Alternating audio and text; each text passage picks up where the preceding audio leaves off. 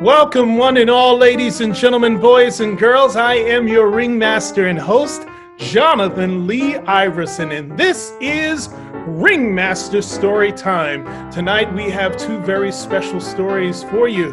But before we get started, remember, as always, if you love this or any other content on my page, remember to subscribe or like.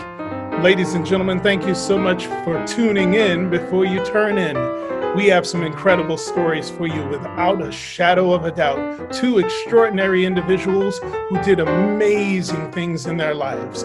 First up is one incredible woman who served her country gallantly and wonderfully from the Supreme Court bench. Ladies and gentlemen, our first story of the night. Dissent. Ruth Bader Ginsburg makes her mark. Written by Debbie Levy. Illustrations by Elizabeth Baddeley. You could say that Ruth Bader Ginsburg's life has been one disagreement after another. This is how Ruth Bader Ginsburg changed her life and ours. In 1940, Little Ruth's neighborhood was vibrant with immigrants, people from Italy, Ireland, England, Poland, and Germany. Jews from Russia, like Ruth's father, Nathan Bader. People from different cultures with different holidays, foods, and traditions. But in all these families in Brooklyn, New York, and in families everywhere, one thing was the same. Boys were expected to grow up, go out into the world, and do big things. Girls were expected to find husbands. Celia Amster Bader thought girls should also have the chance to make their mark on the world. So she took Ruth to the library. On the shelves were stories of girls and women who did big things. Ruth read about Nancy Drew, girl detective. She discovered Amelia Earhart, daring aviator. She learned of Athena, goddess of Greek myths. Here were independent girls and women taking charge. Ruth read her way into this world. Around her, the sweet scent of books blended with savory aromas from the Chinese restaurant downstairs. Delicious. A girl could be anything. Sometimes Ruth and her parents took car trips out of the crowded city. As they drove past a hotel in Pennsylvania, Ruth saw a sign. No dogs or Jews allowed. This is how it was in those days. Hotels, restaurants, even entire neighborhoods announcing, no Jews, no colored, no Mexicans, whites only. Ruth and her family were Jewish. This was prejudice, pure and simple. Now it was Ruth's turn to disagree. She disagreed by never forgetting how it felt to read such words. She never forgot the sting of prejudice. In elementary school, Ruth was excellent in some classes and less excellent in others. Her favorites were English, history, and gym. In those she did well, but then there was handwriting. Ruth was left-handed. Back then, teachers told left-handers they should try to write with their right hand. Ruth's right-handed penmanship was so bad, she earned a D on her penmanship test. She cried. Ruth protested by writing with her left hand from that day forward, and it turned out she had quite nice handwriting. Ruth also had a little problem with sewing and cooking. These were her least favorite classes, but girls had to take them. Boys took shop, where they worked with saws and other tools. She wanted to take shop. She wanted to handle a saw. She didn't get what she wanted. It may have been unfair to girls and to boys, but Ruth was learning that sometimes life was like that. Ruth loved music. She especially loved opera. In music class, she lifted her voice in song. This time it was Ruth's music teacher who objected, gently. Ruth simply could not carry a tune. The teacher asked Ruth not to sing out loud in the chorus. Ruth kept on singing, in the shower, and in her dreams. She continued to adore opera too. By the time Ruth was in high school, friends and teachers knew her as an outstanding student, baton twirler, cello player, and newspaper editor. As graduation approached, Ruth was chosen to make a speech at the ceremony, but she had been keeping a big secret. Her mother was terribly sick. The day before graduation, Celia Bader died. There was no agreeing with this. There was no disagreeing. This simply was. Ruth did not go to her graduation. She did not give her speech. Still, Ruth knew what her mother wanted. 3 months later, she left home to attend college. Not many girls went to college in the 1950s. Ruth made friends, but she also met girls who excluded Jews from their clubs. She met boys who thought girls should be looking for husbands, and then she met Martin Ginsburg. Marty was tall and funny. Ruth was small and serious. Marty could make her laugh. They fell in love and hatched a plan. After college, they would go to law school, both of them. Lawyers, Ruth had learned, could fight unfairness and prejudice in courts. People thought it was a fine idea for Marty to attend law school. They didn't think Ruth should go. A lady lawyer? People disapproved. They got married. They went to law school. And they had a baby, Jane. Ruth's law class had a total of 9 women and 500 men. She studied mightily and tied for first place in the class. And yet, at graduation time, no one would hire this brilliant new lawyer. Why not? She was a woman. Men didn't want to work with a woman. She was a mother. Men thought a mother wouldn't pay attention to work. She was Jewish. Many people were still prejudiced. 3 strikes against her, but Ruth was not out. Finally, a judge hired her, and she worked like mad for him. After that, one law school hired her, and then another. Ruth became one of the few female law professors in the whole country. And she did it with a new baby at home, James. Ruth had disagreed and worked her way into being a lawyer and professor, but around her, other women were excluded from jobs. When they did get jobs, they earned less than men. They were kept out of important roles in courts and government. To make matters worse, the Supreme Court of the United States, the highest court in the land, approved all of this, as one Supreme Justice had written years before. The natural and proper timidity and delicacy which belongs to the female sex evidently unfits it for many of the occupations of civil life. In other words, women and girls were too shy and weak to do big things in the world. Another Supreme Court opinion declared, "Woman has always been dependent upon man." Ruth really disagreed with this. So Ruth went to court to fight for equal treatment of women. The most important cases went to the Supreme Court. The first time she appeared there, Ruth was so nervous she feared she might be sick. But standing before the 9 Supreme Court justices, Ruth imagined them as her students. She, Professor Ginsburg, needed to teach these students, who were all men, why a person's choices shouldn't be limited just because she was born a girl. Ruth wasn't only fighting for women. When women were excluded from the work world, men were excluded from home life. Why shouldn't a father stay home to care for his children and cook the meals? Why shouldn't his wife run a business? These were fresh ideas in the 1970s. Ruth did not win every case, but she won enough. With each victory, women and men and girls and boys enjoyed a little more equality. Sometimes Ruth and Marty's children received confused looks when they said that their mother argued cases in the Supreme Court and their father made the family's dinners. People found this strange. Ruth, Marty, Jane, and James did not concur. They kept on being the type of family they wanted to be.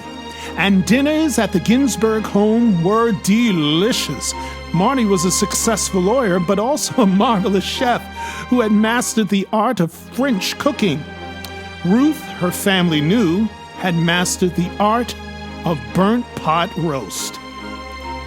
Ruth became well known as a lawyer, so well known that President Jimmy Carter chose her to be judge in Washington, D.C. Then Ruth became known as a first-rate judge, and President Bill Clinton asked her to be a justice on the Supreme Court. Along with the other 8 Supreme Court justices, her job would be to decide the most significant cases and answer the most difficult legal questions in the United States. Ruth agreed. In 1993, Justice Ruth Bader Ginsburg became the first Jewish woman on the nation's highest court. In each case, the Supreme Court considers, after hearing from lawyers who argue for each side, the 9 justices take a vote. The side that gets the most votes wins the case. The justices who agree write an opinion to explain the court's ruling. When Justice Ginsburg votes with the winning side, she wears a special lace collar over her robe. But many times when the Supreme Court announces the decision, Justice Ginsburg disagrees. She says and she writes her own opinion explaining why. Plus, she wears a different collar just for dissenting. "I dissent," Justice Ginsburg said when the court wouldn't help women or African Americans or immigrants who had been treated unfairly at work. "I dissent," when the court rejected a law meant to protect the right of all citizens to vote, no matter their skin color. "I dissent," when the court said no schools that offered African Americans a better chance to go to college. Justice Ginsburg can be very convincing. In one dissent, she explained why the court was wrong to rule against women workers who were fighting to get paid the same as men. Congress and the president agreed with her and passed a law to undo the court's ruling. Justice Ginsburg has disagreed most often with the legal views of Justice Antonin Scalia. But they didn't just complain. They shared their conflicting ideas. Each pointed out weaknesses in the other's arguments. And after the opinions were written, the 2 justices had fun with each other. They didn't let disagreements about law get in the way of a long friendship.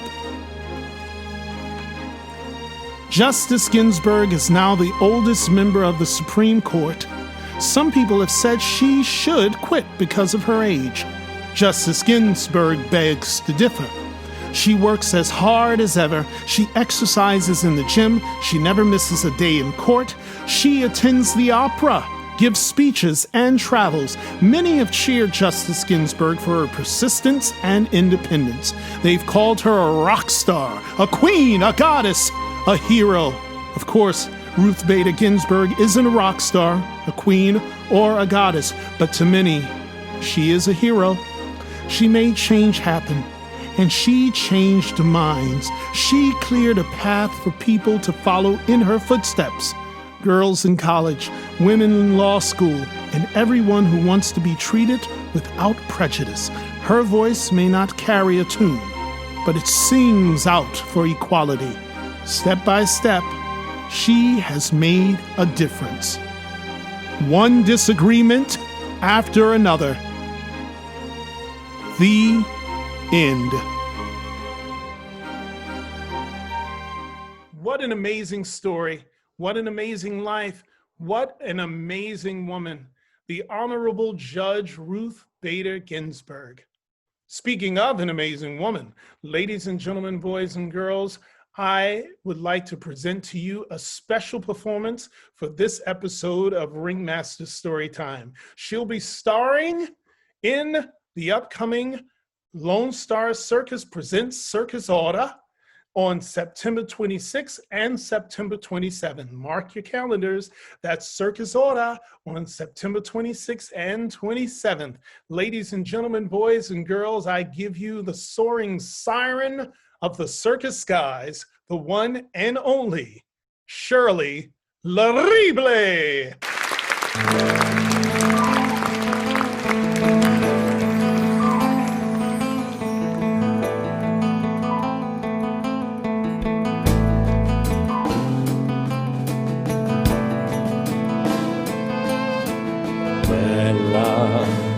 La parola bella è nata insieme a lei, col suo corpo e con i piedi nudi. Lei è un volo che afferrerei e stringerei, ma sale sull'inferno a stringere me. Ho visto sotto la sua gonna la gitana, con quale cuore prego ancora Notre Dame.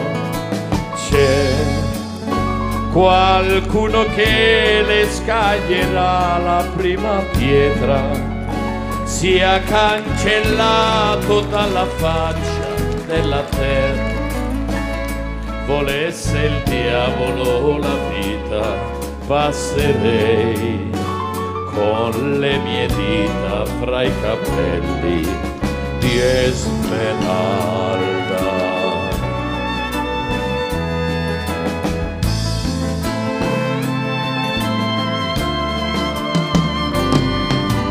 Bella è il demonio che si è incarnato in lei per strapparmi gli occhi via da Dio. Lei che ha messo la passione, il desiderio in me, la carne sa che paradiso è lei. C'è in me il dolore di un amore che fa male e non mi importa se divento un criminale. Lei che passa come la bellezza più profana, lei porta il peso di una croce umana. O Notre Dame, per una volta io vorrei per la sua porta come in chiesa entrare in lei.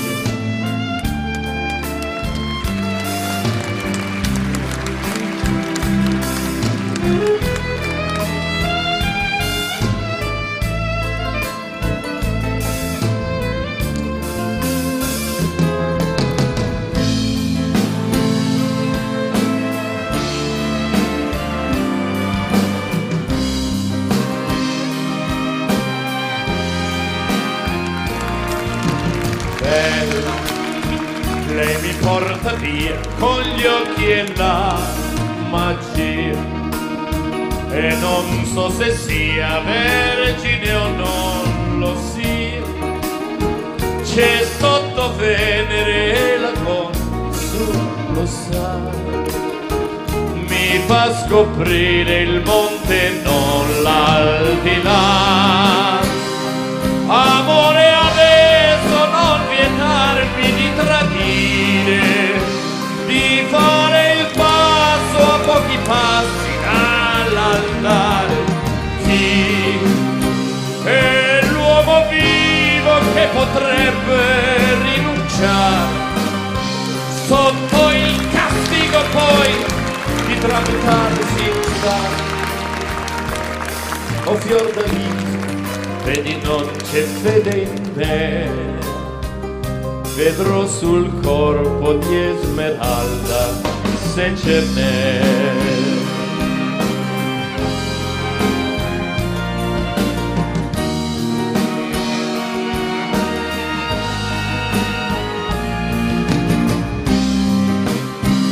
Ho visto sotto la sua gonna da gitana, con quale cuore prego ancora Notre Dame. C'è qualcuno che le scaglierà la prima pietra, sia cancellato dalla faccia della terra. Volesse il diavolo la vita passerei con le mie dita tra i capelli di Esmeralda.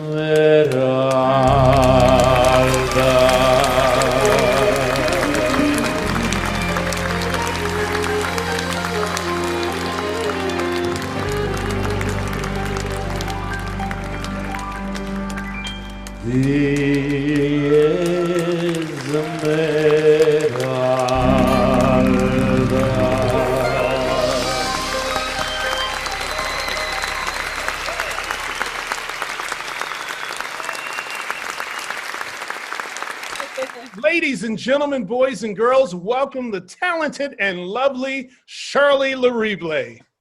Hi, Jonathan. Thank you so much for having me at Ringmaster Storytime.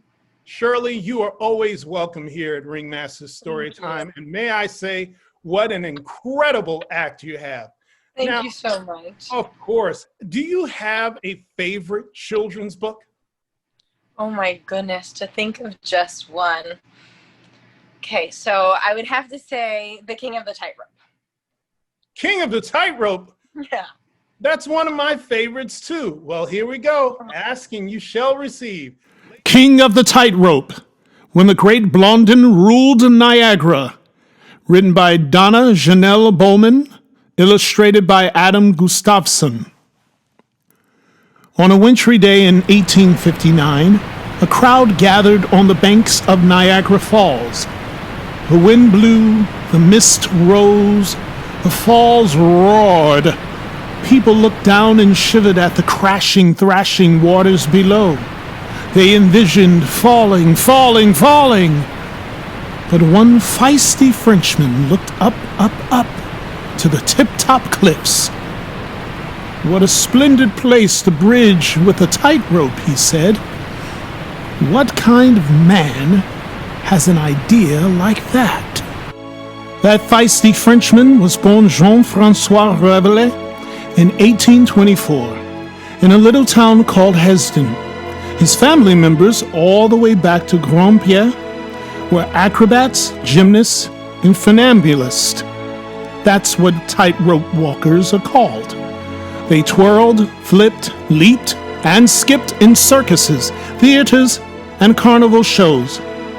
When Jean-Francois turned 4, it was his turn to perform. But first, he had to learn to balance. He toddled and wobbled along the edge of a thick board. He fell again and again. He soon learned to keep his shoulders straight and his knees fishy. He learned to keep his eyes ahead and his arms ouverts. And he learned to keep his weight centered on the board for équilibre. Then the thick board was replaced with thinner and thinner ones. Finally, Jean-Francois was ready to learn about corde, rope. There were ropes for lifting, towing, and anchoring, and of course, ropes for walking. Jean-Francois watched riggers stretch, crank, clip, and clamp the ropes. He learned the right knots, loops, hitches, and splices to secure them. If the ropes weren't attached just so, a tightrope walker could tilt, teeter, and tumble. Jean-Francois didn't want that to happen to him. Non. Once he understood rigging, he practiced walking on a low rope.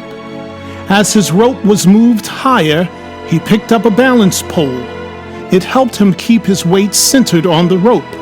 Soon, he was twirling, flipping, leaping, and skipping. He took to the rope like a spider takes to its web. The Gravelet family performed throughout France and beyond, for Mesdames et Messieurs, and for les enfants, even for royalty. Audiences cheered loudest for Jean-Francois, the little wonder. Year after year, he climbed toward stardom. Ouha, magnifique! It was très bon, until Jean-Francois grew bored. Performing on the rope had become too easy, too dull, too ordinaire. Poof! Surely if he could imagine more, he could do more. So he did. He balanced on a teetering chair, he somersaulted over flames, he played musical instruments. Fantastique! In 1851, Jean-Francois was invited to perform in America. He knew just what to say. Oui, s'il vous plaît. He packed his tights, his buckskin slippers, and a new stage name, the Great Blondin. During his long journey aboard the Germania, Blondin climbed the ship's mast. He tied knots with sailors. He practiced acrobatics on deck. New ideas danced through his mind. The Great Blondin's American tour was to last for 2 years, but those 2 years became 4, then 6, then more. His troupe zipped from America to Cuba to Canada. His feats became more and more exciting, like carrying a man on his back or performing with his feet in baskets or with chains wrapped around his body or with a blindfold over his eyes. It was merveilleux until, once again, it became too easy, too dull, too ordinaire. Poof! Then, in 1858, he heard about it. Niagara Falls. The Great Blondin traveled there, tout de suite. He pictured a tightrope stretched between America's Goat Island and Canada's Table Rock, straight over Horseshoe Falls. Sensationnel! He imagined it, but could he do it? To cross those roaring waters became the ambition of my life, Blondin later said. In spring of 1859, Blondin and his agent, Harry Cole Gord, announced their plan to Niagara newspapers. The newspapers wrote about Blondin, calling him insane, dumbful, and a suicidal madman. The skeptics wouldn't stop Blondin, but something else might. The owners of Goat Island were so certain Blondin would fall to his death they wouldn't allow him to attach his ropes to their land. But downstream, the owners of White's Pleasure Grounds said yes. Canadian officials on the opposite side of the river didn't object. The spot was not directly over the falls, but at least Blondin could continue. That is, if he could raise the money to pay for workers, equipment, and rope. One day, Blondin paced the nearby railroad suspension bridge, brainstorming ideas. A stranger bet him that he couldn't even walk down one of the thin guy wires that stretched to the shore. Blondin looked at the man. He shrugged. Then he jumped onto the wire and inched his way down toward the river's edge. He stopped halfway across and swung by his feet. Then he sashayed to the shore, and then up the wire to the bridge again. Voila! Onlookers gasped. Business owners and railroad managers saw dollar signs. They offered to pay Blondin's expenses. Finally, the funambulist could get to work. First, he had to calculate the distance between the American and the Canadian cliffs. Maybe he estimated it against the length of the suspension bridge. Maybe he used a sailor's sextant. Maybe he found it in a map or travel guide. That's the thing about uncovering the past. Sometimes we have to make an educated guess. The point is, he calculated the cliff-to-cliff distance to be 1,100 feet. Blondin ordered 1,300 feet, 396 meters, of hemp rope, 3.25 inches, 8 centimeters in diameter, more than 10 inches in circumference. That's about as thick as a man's ankle. This could be the rope on which he would walk. But how would he get the big walking rope across the river? How would he attach it on each side, tighten it, and keep it steady? How would he keep himself balanced in the windy space above the Niagara Gorge? Blondin considered the challenges and researched his options. At his request, a local merchant ordered 40,000 feet of smaller ropes and thin lines. He would use these for towing, anchoring, lifting, and steadying the walking rope. On June 22, 1859, the walking rope arrived by train. It was so big that it had to be delivered in 2 sections. The mountain of rope was loaded into a wagon and paraded through Niagara Falls Village. People lined the streets watching in disbelief. They called Blondin a madman and a buffoon. Newspapers declared his proposal a fearful and foolish trick. Arrangements for his funeral are actively going on, wrote one reporter. Blondin paid no attention. He spliced the 2 rope sections into one. Then he got ready with a step-by-step plan. On the Canadian cliff, a special winch called a windlass was erected. Far upstream on the American shore, men tied one end of a long tow line to a tree. They rowed the rest of the tow line across the raging river in a boat. The line broke. They started over. Finally, the tow line made it to Canada. Men attached it to the windlass and pushed the crank around and around, pulling the line across the gorge. On the American side, the first tow line was attached to a thicker tow line. It too was pulled across the Niagara Gorge by the windlass. Once that thicker tow line was in place, a giant walking rope was tied to its end on the American side. The men at the windlass heaved and strained. The walking rope inched across the Niagara Gorge toward Canada. 100 feet, 500 feet, 800 feet. Arrêtez! Stop! The walking rope was too heavy. The tow line threatened to break. And if that happened, the walking rope would plunge into the river. Blondin imagined a solution. He tied another rope around his waist. Men held the other end and slowly gave him slack.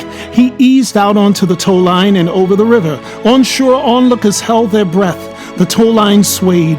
The walking rope swayed. Blondin swayed. If the tow line broke now, he would be slammed against the rocky cliff. At last, Blondin tied his knots, checked them twice, and shimmied down to a tree at the water's edge. A few more turns and the windlass was all the men could manage. The tension endangered the walking rope, but there was still a 60-foot sag in the center. For his safety, Blondin had to control the rope's sway. He rigged a wheeled basket under the walking rope, loaded it with supplies, then climbed in himself. Helpers on the cliffs pulled him across the river. He stopped about every 18 feet to loop, tie, and clip a guy line to the walking rope. The other ends of the guy lines were tied to trees and rocks at the water's edge. Blondin marveled at the spider web of ropes across the Niagara Gorge and at the swaying space in the center where guy lines couldn't reach. Danger! On June 30th, 1859, thousands of people arrived by train, carriage, boat, and horseback. Most came to cheer Blondin on. Some hoped to see him fall. Gamblers huddled in dark corners, placing bets against his life. Wasn't Blondin afraid of falling? People asked him. There be one American falls and one Canada falls, he joked. When Blondin falls, there be one French falls. At 5 p.m., a cannon was fired. Showtime! Blondin climbed onto the platform and teased the crowd. Gentlemen, anyone what please cross? I carry him on my back. Nobody volunteered. Blondin stepped onto the walking rope. He kept his shoulders straight and his knees fishy. He kept his eyes ahead and his arms ouvert. Behind him, someone yelled, "Leave us a lock for your hair to remember you by." Blondin barely noticed. He marched on at a lively pace, his toes hardly appearing to touch the rope. A witness wrote. Suddenly, a gust of wind slammed into him. He whipped his balance pole left and right to steady himself. Cheers turned into gasp. Would he make it? To the crowd's relief, Blondin righted himself and struck a dancer's pose. Then he sat on the rope as easily as if it was a chair. There was nothing easy, dull, or ordinaire about it. A moment later, he was on his feet, trotting down toward le milieu de la corde, the middle of the rope. There he lay down on the rope, half his body in America and half in Canada.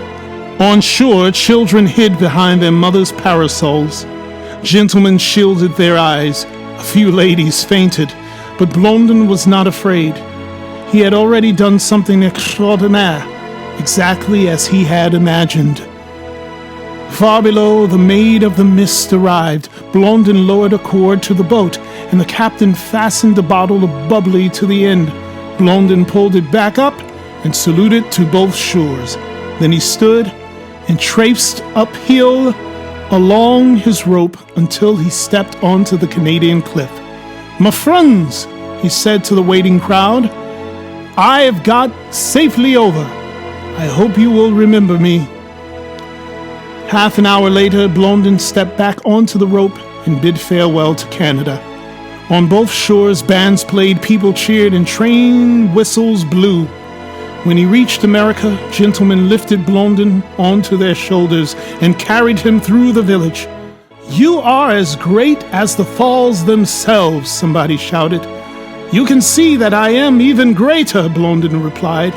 Newspaper reporters changed their stories. "The great feat has been successfully performed. It is useless. You cannot describe Blondin any more than you can describe Niagara.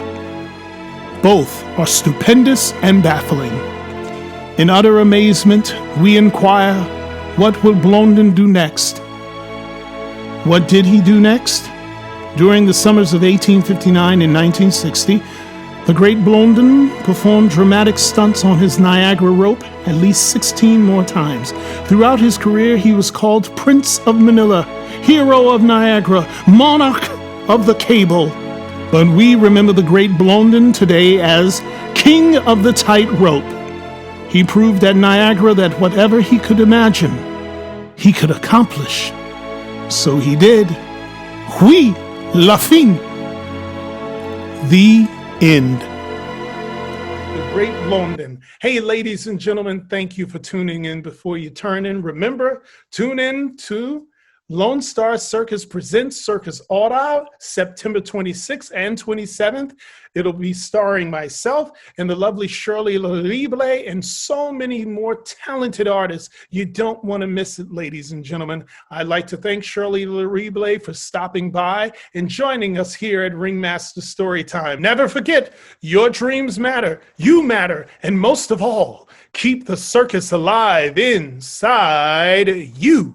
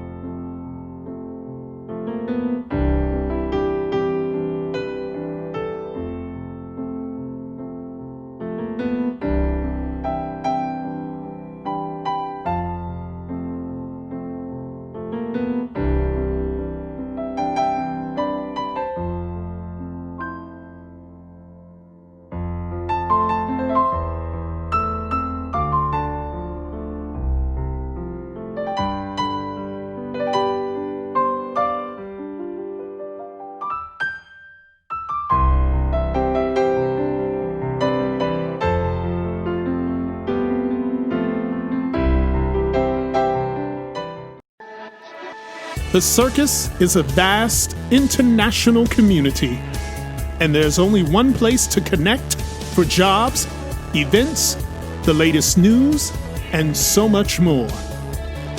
CircusTalk.com. Join today.